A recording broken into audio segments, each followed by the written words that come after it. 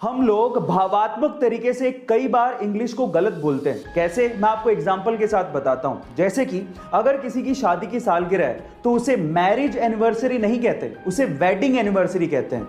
इसी तरह से अगर आप किसी चीज को फिर से इस्तेमाल कर रहे हो तो उसे सेकंड हैंड नहीं कहते, उसे यूज्ड कहते हैं। इसी तरह से अगर कोई मर जाता है तो उसे डाइड नहीं कहते, उसे पास्ड अवे कहते हैं। इसी तरह से अगर कोई गरीब है तो उसे पुअर नहीं कहते, उसे अंडर प्रिविलेज्ड कहते हैं। और फाइनली अगर कोई मोटा है तो उसे फैट नहीं कहते, उसे फुल फिगर्ड कहते हैं। गाइस, इंग्लिश लैंग्वेज में बहुत सारे ऐसे वर्ड्स हैं जिनका मीनिंग सेम होता है लेकिन उनको यूज करने की जगह अलग अलग होती है। जैसे एग्जांपल के तौर पे पहला एग्जांपल लेते हैं बाय एंड परचेज का।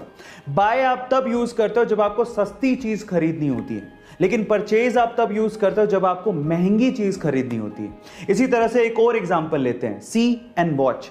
सी आप तब यूज करते हो जब आपको स्टैटिक यानी कि स्थिर चीज को देखना होता है, और वॉच आप तब यूज करते हो जब आपको डायनामिक यानी कि गतिशील चीज को देखना होता है ना? ये अमेजिंग फैक्ट। गाइस, ऐसे अमेजिंग फैक्ट्स के लिए यूट्यूब पे हमारे चैनल को सब्सक्राइब कर लीजिए, और अगर आप इंस्टाग्राम पे देख रहे हैं तो मुझे फॉलो करना मत भूलिएगा। मिलता है अगली वीडियो में।